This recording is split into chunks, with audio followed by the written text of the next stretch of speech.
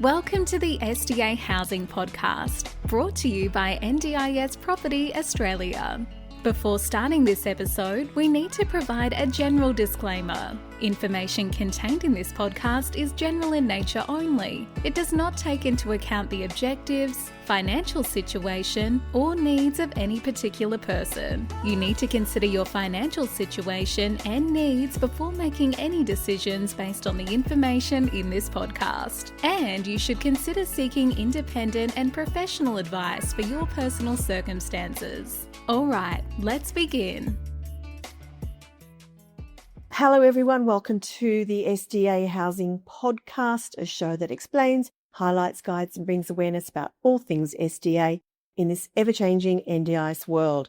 I am Debbie from NDIS Property Australia and with me is Minh. Hello Minh. G'day. Hello all. How are you? And what are we talking about today? SMSF lending. This has been in the news the last month and a half or so, and the deadline, August the 10th. And here we thought, Debbie, that it was all over for SMSF lending for properties. For SDA. Yeah, but how wrong were we?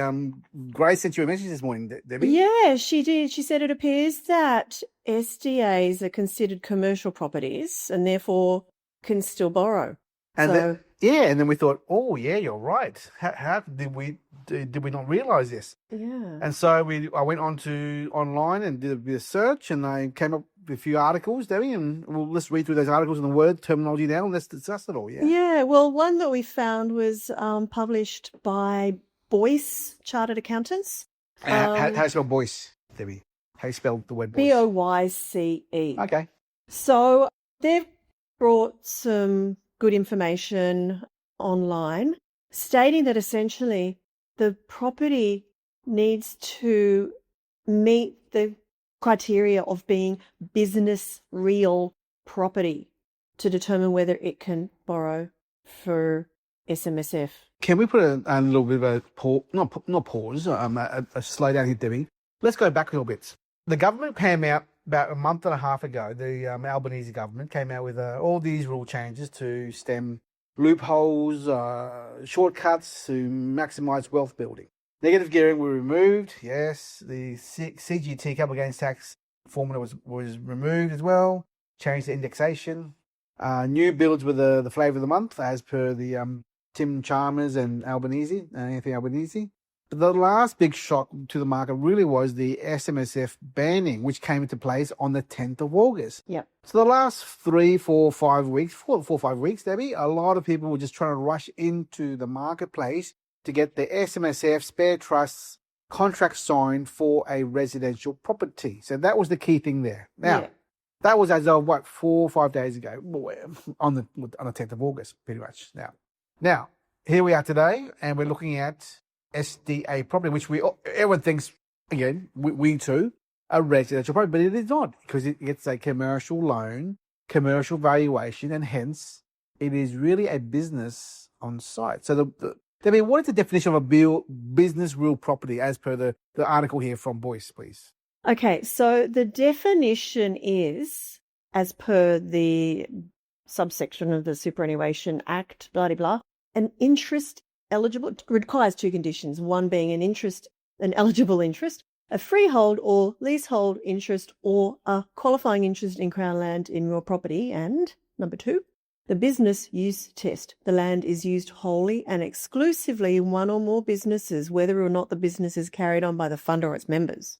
So it turns out that it is based on use, not property type. Business expressly includes primary production. So consequences of this definition include residential property can qualify where it is used wholly and exclusively in a business. So Debbie, back to the basics of what an NDIS, SDA or SIL house is. It's a house in the suburbs. There's going to be a SIL provider on site pretty much almost 24/7 with participants from the NDIS who are either SIL participants or SDA participants who live on site. Mm-hmm.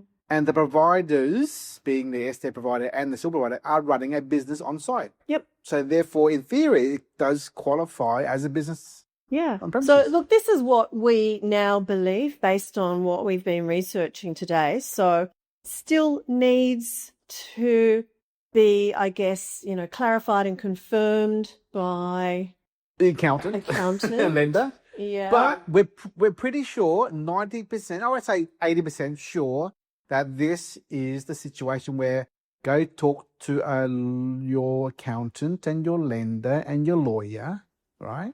Just to confirm that, number one, you can get borrowings for a commercial loan, because all this time, over the last 5-6 years, we've been working with clients in SDA, and they're all getting commercial loans. So we just didn't realise it until today. Yeah. We just didn't, yeah. Well, we didn't sort of put two and two together because we knew they were commercial. You did say that valuations are commercial, although they are in recent times valuing as regular resi, but that's a little bit beside the point. They are commercial loans, it's specialty loans.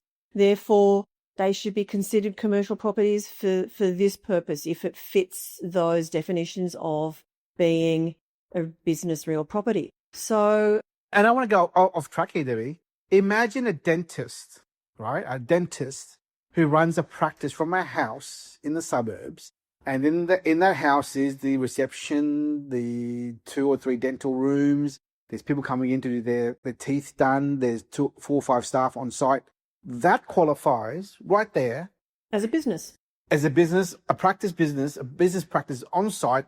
Yes, it's in a box of a house, but really it's business. It's commercial there property. for a commercial property. Yeah. So that would qualify right there as a commercial property loan in an SMSF by the owner of the SMSF, which happens to be the dentist anyway. So in that scenario there, that works. Okay, so over to our NDIS world, Debbie, a SIL provider on site running their business on site with multiple staff on site. Yep. Leased. Yeah. Usually, in most cases, leased through a commercial leasing arrangement to the SDA provider with a head lease. Therefore, it's a commercial business being run on the property. Yeah. So to us, it does look like in most cases SDAs are going to qualify. So this changes everything. If you are looking at, or you have been looking at purchasing an SDA in your SMSF, it may still be possible.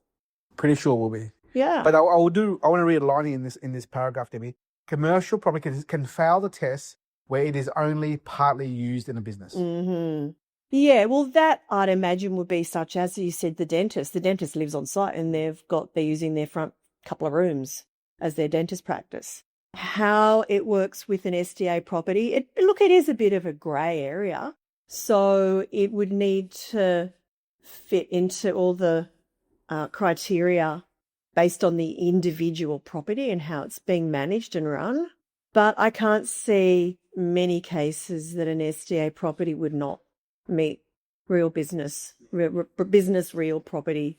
So let's dive deeper, Debbie. I put a document in front of you there, Debbie. Some other notes there, just to follow on from the voice explanation there. Let me read the words here. The points are 2 very different SDA structures landing on opposite sides of the line where it does and doesn't. So let's read this. Where the SMSF leases the dwelling to a registered SDA provider who operates it, holds the SDA enrolment, manages compliance with NDIS Quality and Safeguards Commission requirements, coordinates support delivery, collects SDA payments as a business revenue, runs it at scale with the formalities of ABN GST registration, repeated regular operation. That looks structurally identical to a farm lease to a third party. Example, we're using the Boyce scenario in the article before. The land is wholly exclusively occupied by an operating business. The SMSF is just a landlord, same as leasing land to a farmer, for example. That's clear there. You want to read the next part, Debbie? Where the SMSF or the individual investor instead holds the SDA registration itself and effectively just lets the dwelling to an NDIS participant directly, collecting SDA payments personally, that starts to look like accommodation problem, that holiday letting, same firms related. That's when it's going to start potentially not meeting the criteria. So in summary, Debbie, you need to actually have another layer between the owner of the property and that service. So. Yeah. So if you've got a standard SDA provider engaged, leasing the property off you through a head lease agreement or similar, yeah, it looks like it will be okay and it will be considered commercial property. So let me keep on reading these notes here. So the structure dependent answer is SDA is not automatically business real property, but it's also not automatically excluded. It turns entirely on whether there's a genuine third party operating business sitting on the land, provider operated model, versus the fund investor simply collecting SDA payments as a landlord, right? That's a meaningfully stronger position than what I would tell you the last time, but Boyce's own caveat still applies here. By extension, there's no ATO guidance specifically addressing the SDA waivers for farms, so it's a reason analogy, not settled law. Okay, so Yeah, so look, literally most SDA properties do fall into that provider operated model, utilising the property, and the landlord is just the SMSF or and is separated. So as a third party, so I think we're on the right track, but I guess watch this space as we dive deeper into this and get more confirmation. A bit of guidance for our listeners. Pepper Home Loans, they do commercial loans for SDA, commercial property, being houses here. Talk to your broker, talk to them. That's number one. Talk to your accountant about this very point. At the end of the day, does an accountant understand this more than us? Not really. They'll just Google up and do a ChatGPT to check it all. But at the end of the day, you need to talk to a broker or lender to get a commercial loan. And by the way, a commercial loan's about 70% LVR or even 60% LVR. So you need about 40-ish% deposit. And that 40% should cover your 30% deposit and stamp duty and costs.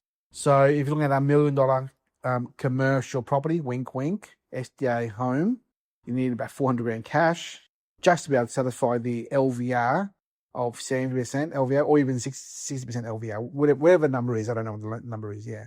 And also the interest rate will be about 8.5, mid-8s, high 8s, so somewhere in the 8s. Yeah, so you do realistically need a high yield property to be comfortable, I guess, in this scenario. But the fact is that it looks like it is still a possibility. Just on lenders, I also wanted to add another one. You mentioned Peppers. I believe Latrobe were also doing SMSF SDA. Okay. So there you is. They were anyway. Yeah, so there you go, listeners. Latrobe and the Peppers are the two lenders that you should look into to see whether they will do commercial loan on your SMSF, LRBA, limited recourse borrowing, whatever it is, LRBA, for confirmation of your borrowing there. And by the way, and Debbie, you know why I think this is a very good topic right now for us to talk about in our podcast? Number one, there's a lot of uncertainty in the residential investment market. Prices are falling, they're pulling back, they're slowing down. Do you jump into an investment world for, buying property to negative gear or not or whatever? But at the end of the day, what is superannuation for, Debbie? What's the purpose of superannuation? For your retirement. So therefore, goes back to where you are in your financial life. Are you a wealth accumulator building assets to grow growth assets? Or are you a semi-retiree or retiree? If you are a semi-retiree who's winding down to get ready for retirement, maybe an SDA in your superannuation fund, SMSF, is the way to go because you want income from your investment. Again, this is not financial advice. This is really general discussion, Debbie. You will need to talk out loud to whoever's listening. Go talk to your financial planner, your accountant, your lawyer, your lender, your broker, and let's get a second opinion or professional opinion, really, because we're not giving you advice here. We're just talking about what the rules are and how to play within those rules. Debbie, any last words before we hang up and move on? Yeah, look, I think just keep an open mind that SMSF lending is now just allowed on commercial, but that can extend to a lot of different types of properties, obviously. And Debbie, do we have commercial options for now? We actually do, yes. So if you've decided you looked into it, SDA is not for you, there are other commercial options that we do have on our books. So reach out to us, have a talk, and find out what options might be a possibility for you. Because the SMS of lending only applies to residential product. The lending for SMSF is non-residential. banned. Yeah, so it's banned for residential. For residential. So everything is non-residential, like SDA, commercial, shop strata, warehousing, industrial, all that kind of stuff that's not residential property is still allowed as per the lending rules. So we're talking about 30 or 40% deposit on a 60 or 70% LVR plus costs for a borrowing capacity. So we definitely see a lot more people talking about promoting commercial strata properties, which in that 500, 600, 700 grand, 800 grand price point for investment purposes. Okay, so that's the new frontier of SMSF property investing, I guess. But in a world of uncertainty with regards to interest rates, inflation, property prices going down, right? And when will it hit the bottom, we don't know, but no one knows. But maybe commercial, consistent income is the way to go, depending on where you are in your phase in your life there. Debbie, before we hang up, I want to say that there are a lot of good topics coming out in the next few weeks. We're going to go back to probably a podcast every 2 or 2.5 weeks from now on, because there's a lot of topics to cover. We're looking at putting out there some podcast topics coming out, being commercial industrial property in SMSF, SHA, as in what's SDA Housing Assist, where we're up to with that. Also, frequently asked questions edition. All people always email us all these questions all the time. We also want to talk about our investor briefs, white papers, research white papers, and ebooks we've done recently in the office that are now on our website. Debbie, where is those e-library ebooks and all that stuff? It is, if you go to our website, ndis.property/property scorecard. Is that where it is? Yeah, I think so. Yeah. if you go to the homepage, you'll see it there. It's click on the is it called library? Yeah, it's called library. On the homepage of ndis.property, you'll find a link called library to have a look at all those ebooks and research papers that you can download. Awesome. Thanks so much, Debbie. Bye-bye. Okay, bye. We hope you enjoyed this episode. Please make sure you are subscribed and following us so you can keep in the loop with all of our upcoming episodes. We would really appreciate it if you could leave us a 5-star rating, a written review, and to share this podcast with those that could benefit. Until next time, catch you on the next episode.